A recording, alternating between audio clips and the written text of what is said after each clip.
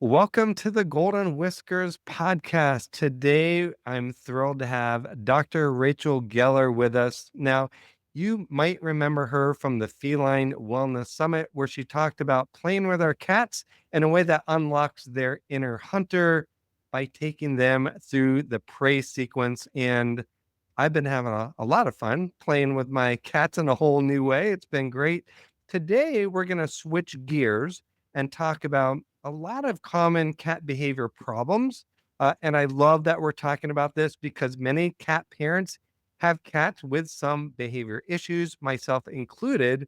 So I can't wait to dig into some of the most common ones like cat to cat introductions and litter box problems and more. So let me tell you a little bit about Dr. Rachel. She is the founder and president of All Cats All the Time, which is a 501c3 nonprofit dedicated to preventing the surrender and abandonment of cats by helping shelters and cat owners who can't otherwise afford to do so get cat behavior counseling free of charge for the cats in their care. I love that. Rachel is certified as a cat behavior and retention specialist, surrender prevention specialist, humane education specialist, pat chaplain, fear free shelter specialist, American Association of Feline Practitioners, cat friendly veterinary advocate, DEI in animal welfare advancement, and Red Rover empathy reader. Dr. Rachel, that was a lot. Welcome. Thanks so much for being here. This is great. Thank you for inviting me on your show. So, safe to say, with all those credentials, you like cats, bottom line, right? Yes, I have a bone deep love of cats, and it pretty much permeates everything that I do. I love it. So, I know I asked you prior, you currently have two cats, Abraham and another cat that I can't pronounce the name. Tell us like a little bit about these two cats and how old they are and where did you get them? So they're both rescue cats. So I'll Okay. preface first by saying that every cat I've ever adopted, including these two, are the cats nobody else wants. I always take in the cats who are aggressive or have other behavior problems because I know they're not going to be adopted. I've never adopted a cute, fluffy kitten. I've always adopted adult cats who have issues. So currently, I have two cats, as you said. One is Abraham. He was a rescue. He was found on the streets. Actually, when they found him on the streets, he was so near death that they actually thought that he was dead when they found Oh him. my God. Not only did somebody abandon him and kick them out of their home, but they left a cone on his head, so he was unable to eat. Hmm. He was in pretty bad shape. He needed multiple surgeries on his eyes. He's now my love bug and follows me everywhere I go. So I've been richly rewarded to give him a chance. My other cat, whose name you can't pronounce, her name is Sussel, Sosil. Love, And beautiful. this name is Yiddish for sweet. And indeed, she is very sweet.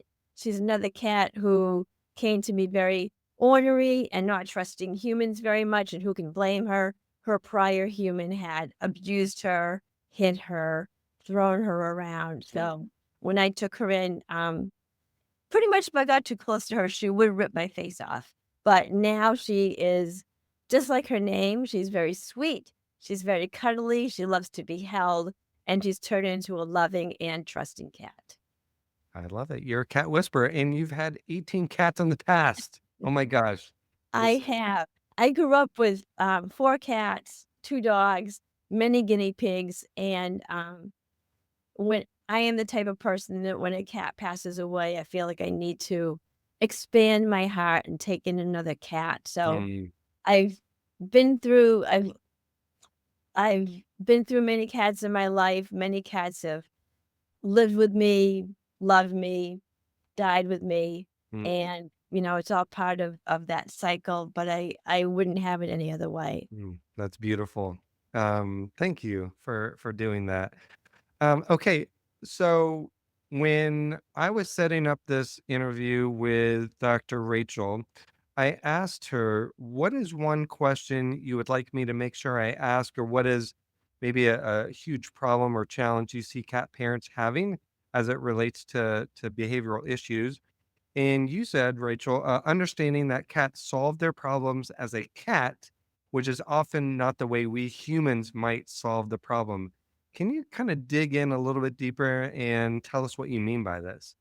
So we humans perceive the world very differently than our cats. Mm. So a perfect example is if you have a cat who is peeing on your couch or peeing on your bed. So when a cat chooses to pee not in a litter box and instead choose places that are elevated, like a couch or a bed. So she's not doing that to annoy you. She's not doing that out of revenge or spite or to teach you some type of a lesson. She's doing that because chances are something about her litter box feels unsafe. And if you think about a couch or a bed, these are elevated pieces of furniture. They provide safety for a cat because they can see all the way around them. There's a clear visual field. When they're on that couch or bed, they have plenty of visual warning time should an encroacher appear. And they have great potential for escape because it's really easy to hop off the couch or the bed and get away if there is some type of invader or opponent. And these invaders or opponents can be real or imagined. And that's important for people to remember. So we perceive our world when it comes to going to the bathroom with wanting privacy. But our cats want the complete opposite. They want a clear visual field. So when your cat is going on the bed or a couch, she's solving a problem as a cat. She's finding a safe place to go because maybe her litter box has a cover or is tucked tightly into a corner or is under something. And she feels like she can't see all the way around her. She feels like she couldn't escape if she needed to. So she's solving a problem of not feeling safe and secure in her litter box as a cat.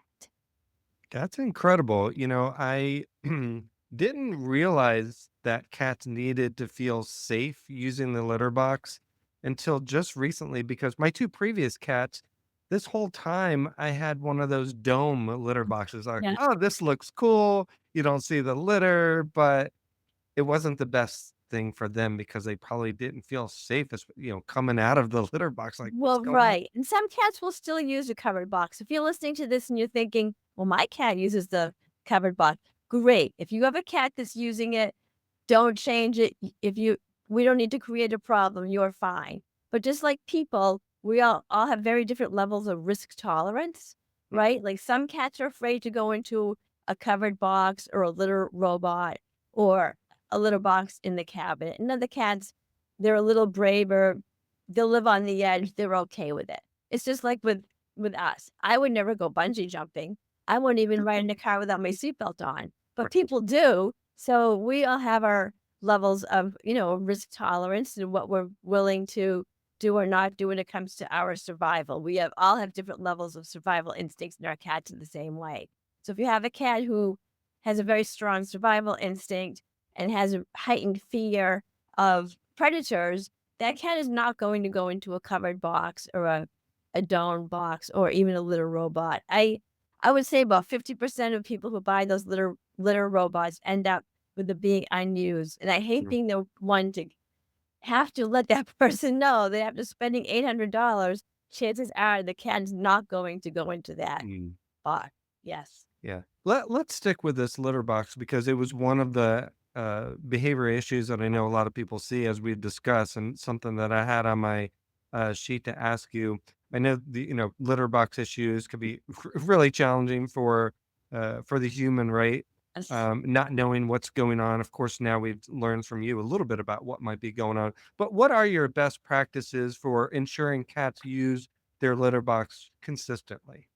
So a plain, open, basic box is really the best. Okay. Something where, unless you have a specific reason, I would choose a box that doesn't have very high sides because, again, you don't want the cat to feel too close in. When you think about when the cat is in the position of peeing or pooping, they're lower in that box. So high sides could be scary for some cats. When the cat is in that, these are very technical terms here. When the cat is in that peeing or pooping position, it's the most vulnerable position for a cat. That's why safety is so important to them. So open box, low size, big enough that your cat can move around and dig in there. And then, the location. So you have this great box, but if you put it in a unsafe location, you're still going to have failure. So think about, again, that clear visual field. So if you put the box in a corner, we're thinking that's a corner, but to the cat, 2 out of the 4 visual fields are blocked. Oh. If you put the box underneath something, again, you're blocking a visual field. If you put the box in a cabinet or a closet, not only are you blocking 3 out of the 4 visual fields, but there's only one way in and out. So your cat knows that should she have to escape, the only means of escape is right into that opponent's face. So when you're choosing a litter box, choose something open, um, not too closed in terms of the height of the sides. And then location is just as important. Choose a place where there is a clear visual field. You're not up against walls, tucked into a corner, under a desk, in a cabinet. Some people like the litter box in an attic or a basement because it's out of the way. But, for some cats, that narrow staircase, again, one way up and down can be a harrowing journey. So just consider safety, clear visual field, ample visual warning time, and potential for escape. Rachel, guilty because, or my hand here, my litter box is right there, and it's in a corner, and there's two of the sides Yeah, are there. They can't they go out that way, right? right. Yeah. Yeah. Okay. But if Oh, they're using it, again, if you have a cat that's okay with that, but if you mm, have a cat who's not using the litter box, these are the places to look yeah, first. that's something really to consider. Never would have thought about the location. I can't tell you how many of my clients solve a problem. Everybody hates cat pee. It's really smelly. I Mm, get it. I completely understand. It's very hard to get that smell out. I've had clients where it solved the problem. They were on the verge of surrendering a cat just by pulling the box out of a corner 8 inches. mm, So just enough to sort of increase that feeling of security can often be enough. yeah.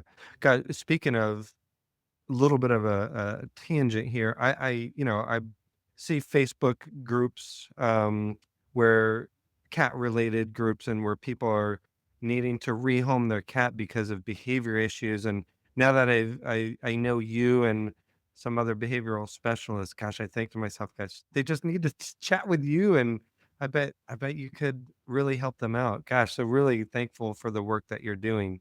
Um, Another issue a lot of people have, somebody may have a cat currently and want to bring in a new cat into their home. In fact, I just saw a friend of mine here in Knoxville, where I live, posted on Facebook yesterday.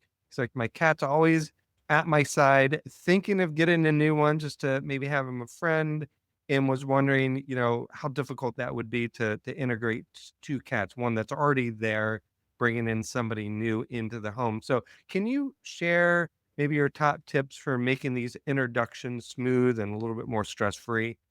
Yeah, so typically, you can, bring in a second cat or a third cat. The key is a proper cat to cat introduction. It's really important to understand that the resident cat was there first. That's her territory.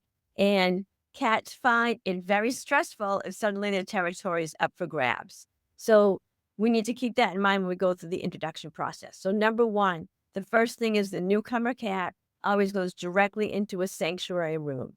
Mm, Choose a room that is not preferred real estate by your resident cat. So, like, if your resident cat loves to sleep on your bed every night, your bedroom should not be the sanctuary room.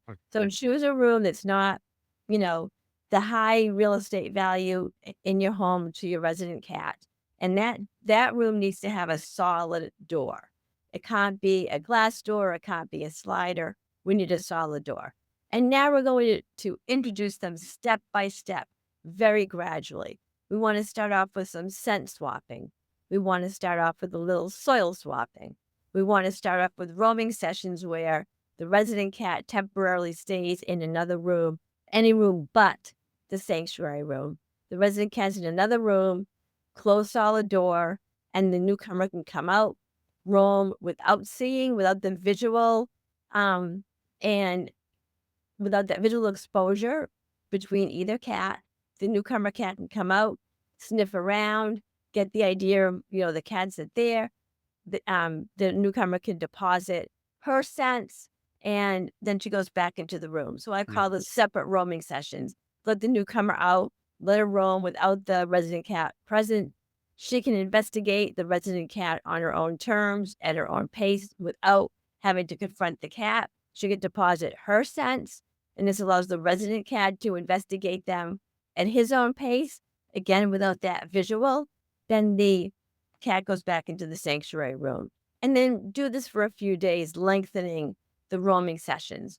Then what you want to do is start using food to motivate the cats to be near each other. So I like to start off with just the door closed, have them eat on either side of the door, and make, if you can, it's great to make this like a really yummy treat. So the resident cat is thinking, whenever I'm sort of near that newcomer, I'm getting delicious treats and food. Maybe this new cat's not so bad after all. We start off with just that closed door. Then we're gonna open the door just a crack, let them see each other, eat, close the door. Then we'll open the door a little bit more. We'll open the door a little bit more. We'll move the bowls a little bit closer.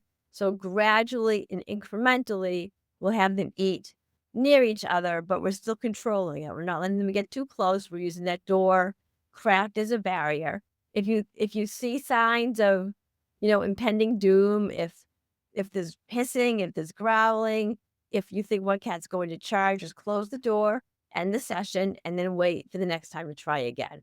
Mm. So we'll slowly, get them used to each other through food. Food is very motivating for most cats. Then when they seem like they can eat their food without being fixated on the other cat, we can gradually let them be together. And by gradual, I mean start maybe just 5 minutes, then maybe go to 10 minutes, then maybe go to 15 minutes. Some people like to add in after the eating, the food association with the cracked door, like to add an extra step, like maybe put up a gate. And that's okay after they've done the food association work with the door, because you do want to be able to control closing that door and not having them get too overwhelmed with seeing each other. But you really want to go step by step by step. The idea is to reach desensitization, which is a fancy way of saying that they get used to each other. Um, Mhm. they eat near each other, and lo and behold, the sky's not falling down, the world's down around them, and it's okay. So you never want to just place two cats together in the same room. Usually that does not go very well. You want to be very structured and incremental with how you present the new cat to your resident cat. Remembering that to the resident cat, this could be an invader on her territory, and she's going to react to that. Mhm. Yeah, great tips. I've never had to do that because I've always adopted like 2 at once. But great tips. Gosh, I know that's gonna help a lot of people. So cat scratching furniture, you can't really see. I'm sitting, you can't see my chair, but sitting in like a chair with it's almost like leather type material. And if you could see the back of this, you'll know I have cats, they have ripped up the back of this chair. So I know cat scratching furniture could be a big source of stress for us Yeah. humans or the parents of the cats. What are some tips that we could use to help control this cat scratching our furniture? So, first of all, we don't want to teach our cats not to scratch. It's Hmm. impossible. Scratching is a natural instinct in cats. It conditions their claws, but there's also an emotional component that they get that good stretch that releases tension. It feels really good to them. And they also scent deposit with their paws. So we want our cats to scratch, just not turning our couch into confetti. So the first thing we want to do is understand that they do have a need to scratch, Hmm. and we need to make sure we provide them with something that is preferable to the furniture if we don't want them to use the furniture. So the first thing, look at the scratching posts that you have. I find a lot of people have scratching posts that are sort of flimsy, they're skinny, and the big thing, they're not tall enough. Mm. Scratching post needs to be at least 3 feet tall. If it's any shorter, the cat can't get a full stretch, and no cat is going to want to have to hunch over or crouch over to scratch. So it needs to be really tall. And then think about what cats would scratch on, quote unquote, in the wild. Trees, tree trunks. So again, you want this scratching post to be really, really sturdy. If it wobbles or moves a lot when they use it, they're not going to want to use that post. So 3 feet tall, sturdy, wide base, and then the right texture. You want it to be rope or sisal wrapped. A lot of people choose carpet covered posts because they can select a color that matches their decor.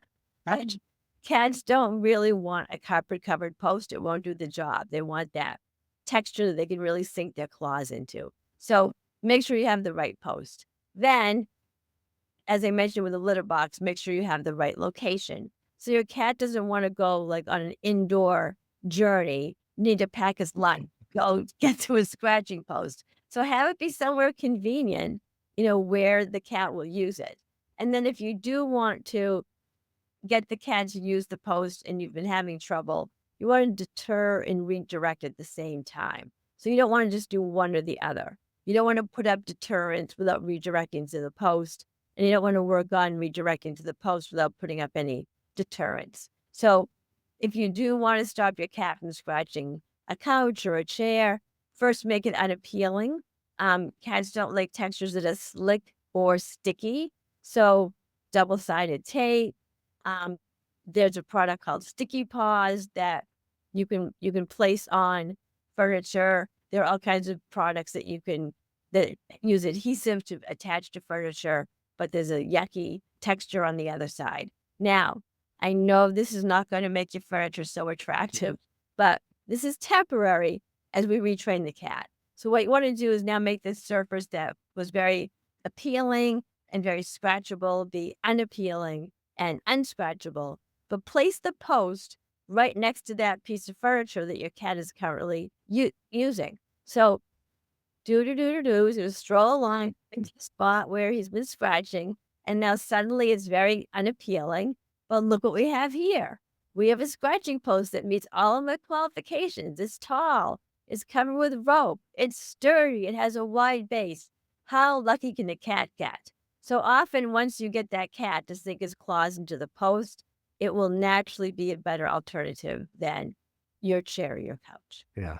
Gosh, I love it. And I'm guilty of not having a scratching post that is 3 feet tall. So making a trip to the store this weekend, Rachel. I get frustrated sometimes when I go into pet supply stores and a lot of the posts are really short Yeah. and they're flimsy and they're skinny, and I feel bad because people in good faith buy this product and it's just not going to get used. Okay, I'm going to ask you a personal question now. I'm excited. And this, I don't even know if this is a behavior problem. It's definitely not on. Oh, Hey, you have a cat behind you. I just there Who's yes, that? that's Abraham. Hey, Abraham. Aw. There, How old did you say Abraham is? okay. He's 3. 3. Okay. He's 3. He's having a Yes. good time. He's the one Um, and yeah. this, what's that? He was the one who was near death one Oh my gosh. and yes. Oh, Abraham. Gosh. Okay, so one of my cats, and this isn't like a huge behavior problem, but wanted to get your opinion. Nico, and this was totally my fault, but I, so with one of my guests in my summit, she said one of the things she does, she lets her cats explore different rooms that might be normally closed off, closets and things like that. So I started to do that to give my cats a little bit more interactive and to um, itch their curiosity and all that sort of thing. So so I have a room. It's where my hot water heater is. It's a very small room. The door is closed. I opened it up, once or twice and let both of my cats explore. They kind of loved exploring. And I was like, well, the hot water heater's in there. It's cramped. Who knows what they're getting into when they go behind? It's probably not that clean. So I was like, I don't want them to go in there anymore. But now Nico is begging to go in there. Yeah. So every day he's going over there, he's meowing, he's getting on his hind legs, he's reaching up for the doorknob there and pulling on it. And I was like, Nico, no, we're not going in there. And so I don't know what to do now that I kind of gave him that leeway to go in there a couple times, but I actually don't want him to go in there anymore.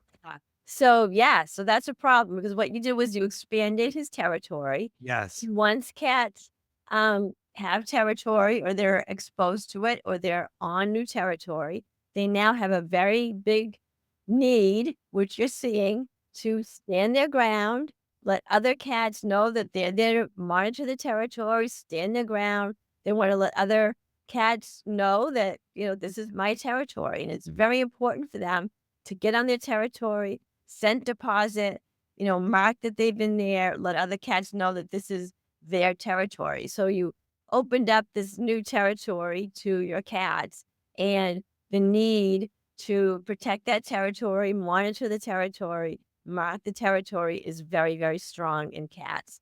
And again, just like us, some cats are more territorial than others. Some people don't like to share their territory and some cats do.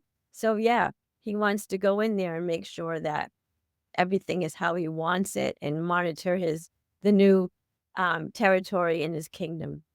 What do I do? Well, I mean, eventually He'll lose interest. he'll lose interest. I mean, Okay. one thing you can do is um, play and just distract him with play and kind of move Yeah. him away from the door. That's what I've been doing. Yeah. Yeah, that's probably your best bet. Okay. Yeah. Is yeah, Yeah. yeah, If I'm not on a call, I'll usually do a play session with him, turn on cat TV. So he's watching squirrels and birds and that sort of thing. yeah, Okay. yeah. Okay. So he'll lose interest He eventually. eventually, he's Yeah. gonna decide that, okay, this is enough, or he'll forget about it, but for right now, it's very fresh. It sounds like this was very recent. Yes. Oh, so it's the same thing when cats, when I help people try to bring their cats indoors, and they'll Mhm. say, "Well, the cat's meowing at the door, she wants to go out." It's the same concept. It's not really that your cat wants to go out per se. It's just that you've added this outdoors as his territory, and cats have a need to monitor their territory, stand their ground, let other cats know that they're there and that territory is theirs. So, it's the same idea as that. Last question. This comes from one of our listeners, and it's actually my best friend. I told her I was interviewing you, and because she has an issue with one of her cats, she's like, "Can you ask Dr. Rachel this?" I was like, "Okay." So my friend is Lori. Her cat is Remy, who's 16 years old. Uh, Lori wants to know, why does Remy? So basically, Remy paws at her face in the middle of the night and cries and meows incessantly until she wakes up. And then, kind of a second part of the question, Remy also constantly wants Lori's attention when she is up, crawling at her leg and crying slash meowing when she's in the bathroom, kind of like getting ready for the day. So pawing in the middle of the night and then being with her, crying and meowing when she's getting ready for her day. So, I'll start off with the feline alarm clock first. So so cats, their sleep cycles are shorter than ours are. So even if your cat goes to sleep the same time you do, they are gonna wake up before us because of their sleep cycles. So we can sort of reset that internal clock a little bit. And the best way to do this is through my interactive play program. Simulating a hunt, really make it realistic, plenty of captures, and the session with that wind down, final capture, and food. When you do this, you put your cat into her hunt, eat, sleep cycle. This is the hunting sequence that I talk so much about. And the closer you can do this to your bedtime, the last thing, before you close your eyes, if you could do a play session that mimics a hunt and end with food, you will put your cat into her hunt, eat, sleep cycle. And this will help her sleep longer. But she still may wake up before you. So here's what we need to do. You're not going to want to get up at 4 a.m. and have a play session unless you're a crazy person like I am. But for a normal person, you may not want to do that. So I advise my clients to keep puzzle feeders on their night table. And when their cat wakes them up, they can toss a puzzle feeder to their cat. That way the cat can hunt, eat, on her own, and that puts her back into her hunt, eat, sleep cycle. Okay. So, what's a puzzle feeder for your listeners who don't know? It's a type of a toy where it has to be angled or manipulated or moved in some way, and then when you get that way correct, it will dole out a piece of food. So it resembles a hunt because the cat has to work and use her brain and use her body to hunt and, get that reward, the treat. And then it resembles a hunt because you get that capture and then you get the food. So I advise people to keep a selection of puzzle feeders nearby. When the cat wakes them up, toss the puzzle feeder, let them hunt, eat, capture, um, and then that will put them back into the sleep cycle. So that's really the best way to, be able to sleep through the night is to really use play to your advantage, simulating a hunt and getting that cat back into his cycle where it ends with wanting to take a nice long nap. So the other thing you can do is have some enticing things for your cat to do. I tell people to maybe before you go to bed, put out some cat grass or catnip infused tissue paper, things that might spark her interest and prevent her from waking you up. The other thing that some people find helpful is creating signs of life in your home, even when you're sleeping. So maybe outside of your bedroom, put some lights on timers, leave a radio on playing softly. This kinds of tricks the cat into thinking that everybody's awake and he doesn't have to come wake you up.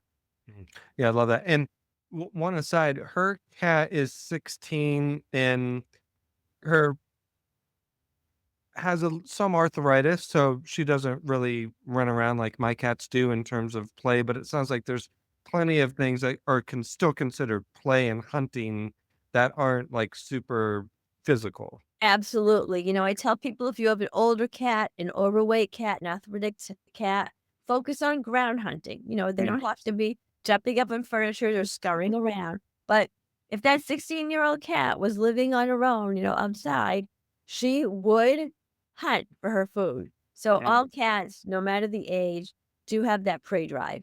So it's okay to use gentler, easier methods of play and do things where you really stay on the ground to make it a little bit easier for a 16-year-old cat who might starting to be a little bit slower and have some arthritis. Same with puzzle feeders. There is a puzzle feeder for every single type of cat. They many of them are rated, like easy, medium, hard. So this cat would probably be good with starting off with an easier puzzle feeder. So for example, there are some that are shaped like an egg and all you have to do is bat it around a bit and it will dole out a piece of food. So there's really a puzzle feeder for every type of cat, every, issue a cat may have. There's even puzzle feeders and toys made for blind cats, made for Mhm. deaf cats. So Awesome. yes. And for the other issue where the cat is constantly wanting her attention when she's getting ready in the morning in the bathroom, meowing, crying, that sort of thing. Any different advice there? So, cats are smart. So a cat has learned that this activity in the bathroom precedes, probably leaving the house, going to her job, whether it's, home or out, in the office. So the cat knows what's coming. Yeah. So again, the best thing to do to distract a cat is, to have a play session. So if she can Okay. do a play session first, that's going to satisfy that cat's need for some attention, but it'll also release anxiety, release fear, and again put that cat into the relax cycle. And she could always close the door to the bathroom too while she's getting ready. I Mm. find, sometimes that's the path of least resistance, just close the door. And the other thing is make sure when you do leave the house that you leave your cat with things to do. So part of the problem might be the cat's bored when Mm. she's not home or she's busy doing her daily activities, whatever they might be. So make sure your cat has interactive toys to play with.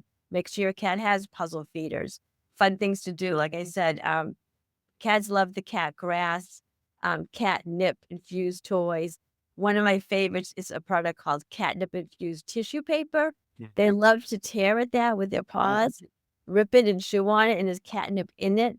So it's really a fun and delightful toy for most cats. I'm gonna have to find that. That Right. sounds great. Okay, this is great. I want to end with something fun really quick. This is a segment I like to call "What is in your cat's bowl?" So, what are in your cat's bowl? What are you feeding them today? Well, my cats are both on prescription food, Okay. and poor Abraham by default has to eat prescription food. But my other cat has a lot of skin issues and Mm, skin sensitivities. So she's on prescription food for that. And then I didn't want her to like get into his probably better tasting food. So they're both on prescription food for wet and dry. They Yeah. both have plenty of fresh water in their bowls, which is Love it. changed and refreshed daily. And we also have a water fountain. Nice. Awesome. Dr. Rachel, this has been great. If people want to continue to learn from you, interact with you, what's the best way to do that? And I know we talked about it a little bit last time. Can you share again what you're doing with your wonderful nonprofit? So my website is drrachelcatbehavior.com, and you can find all sorts of information on that. And also my email and how to contact me is all on my website. So Great. drrachelcatbehavior.com. My nonprofit is All Cats All the Time. And it started off with me doing free cat behavior counseling, but it sort of grew organically because many times after I would help somebody, they'd be very grateful. You know, can I pay you? Can I donate to an organization in your honor? And on the flip side, I had many low income clients who sought me out because I give my cat behavior counseling at no charge, is completely free of charge. But often it's not just the advice. You know, sometimes people need stuff. They may need a medical assist. They may need new litter boxes or a scratching post or a cat treat. And these items are expensive. So I was thinking, you know, I have on one hand people who want to pay me, and on the other hand, I have people who need financial assistance. There must be some synergy there. So I created the 501(c)(3), All Cats All the Time. When somebody wants to pay me or wants to do something, I direct them to my charity, and I use that money to buy things for low income clients who may not be able to afford, you know, the items or vet care. You know, sometimes you find out the behavior problem was due to a medical issue. Like the cat maybe wasn't using litter box because she has a UTI. Mhm.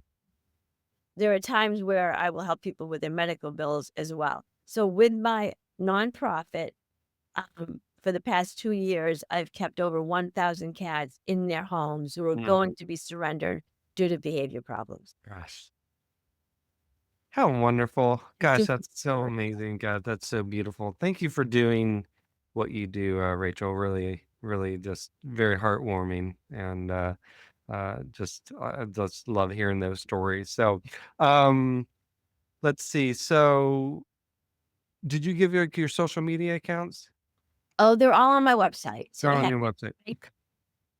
LinkedIn, Twitter, and now X, and Instagram, but they're Okay. all on my website. I'll make sure that I share those in the show notes so people can just click on those links and continue to learn from you. But Dr. Rachel, thank you so much for being here.